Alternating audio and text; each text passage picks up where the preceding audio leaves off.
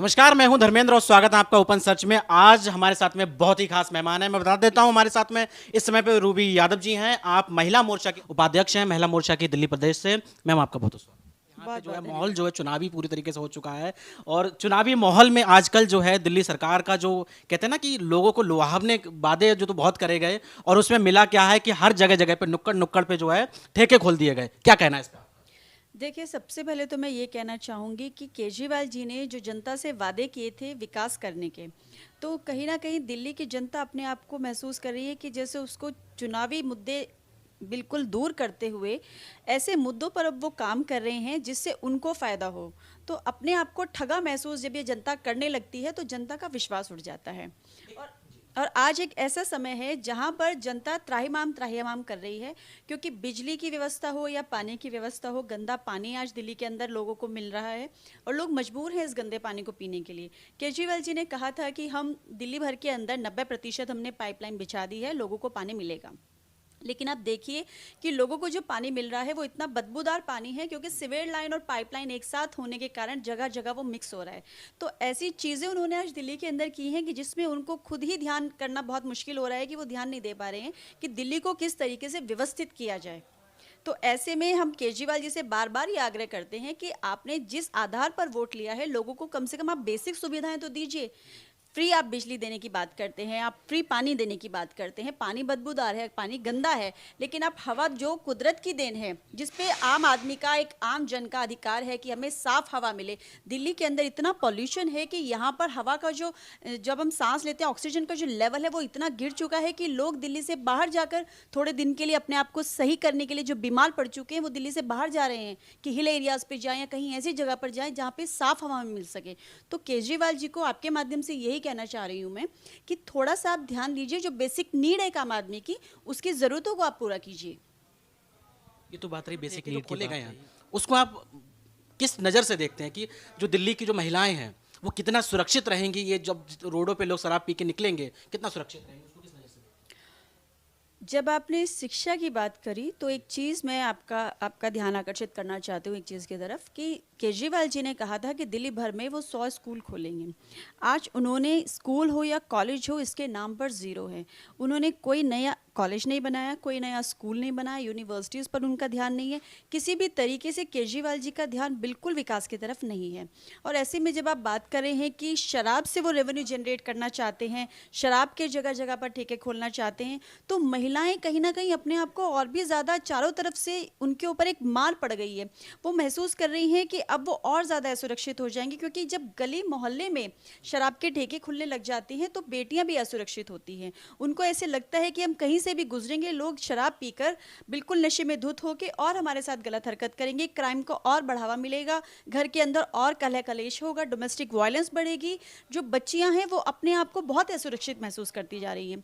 तो ऐसे में केजरीवाल जी को ध्यान देना चाहिए इस पे, और उनको चाहिए कि जो शराब के ठेके हैं उस पर वो थोड़ी सी लगाम लगाएं, क्योंकि रेवेन्यू जनरेट करने के आपके पास और भी तरीके हैं। चुनावी माहौल है और चुनावी माहौल में मैं आपसे जानना चाहूँगा कि महिलाओं की भागीदारी इस बार जो एमसीडी चुनाव जो आने वाला है उसमें कितनी होने वाली है, कितनी सीट मिलने वाली है? क्योंकि आपको देख के लगता है जिस जिस तरीके से आप कॉन्फिडेंट है, जिस तरीके से आप बोलती हैं, बेबाकी से अपनी बात को रखती हैं, तो मुझे लगता है कि शायद एक नारी सशक्तिकरण का बहुत बड़ा उदाहरण बनने वाली है।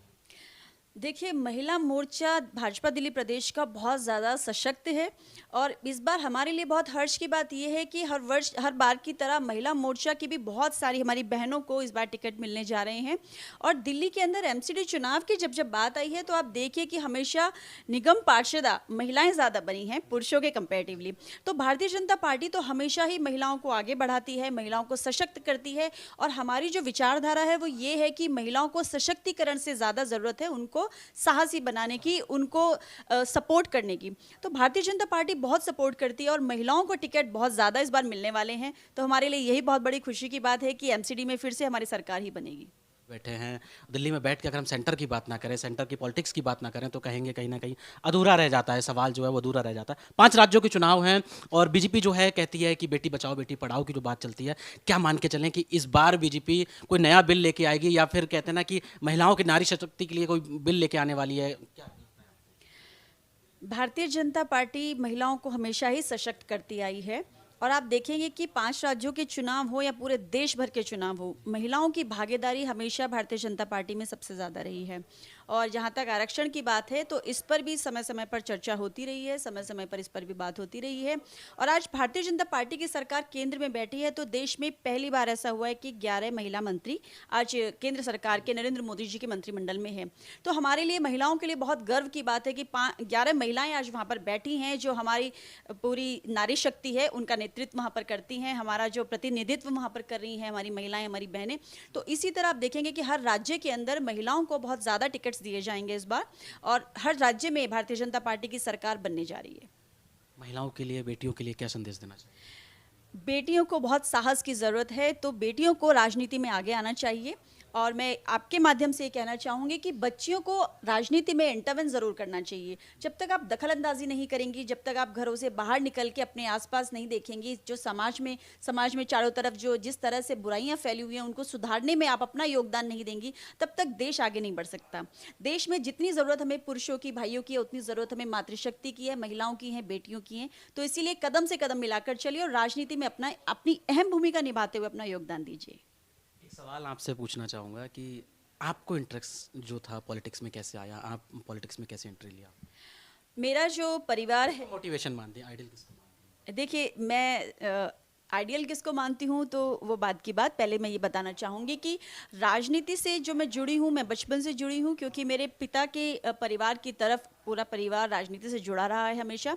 और मैं 20-25 सालों से एक सामाजिक कार्यकर्ता रही हूँ, तो लोगों के बीच में रहना, उनकी तकलीफ समझकर उनकी परेशानियों का निवारण करना, ये हमेशा ही मुझे लगता है कि मेरी जिम्मेदारी है और मैं ये करती रही हूँ। और जहाँ तक बात है कि मुझे दिशा देने वाला या मुझे सही मार्ग दिखाने वाला कौन है, या जिनको आप कहिए कि मैं राजनीति में अपना गुरु मानती हूँ, वो है प्रभु श्री कृष्ण। क्योंकि कृष्ण के दिखाए मार्ग पर जब जब व्यक्ति चला है तो तब तक वो ऊंचाइयों को ही उसने छुआ है, अपनी बुलंदियों के साथ उसने जो जो अपने जीवन में सपने देखे हैं, कुछ अच्छा करने का, बेहतर करने का, राष्ट्र हित, जनहित में या महिलाओं के हित में, तो वो हमेशा करने के लिए मेरा प्रयास रहता है कि श्री कृष्ण जी के दिखाए मार्ग पर चलते हुए अपने देश के लिए कुछ करें।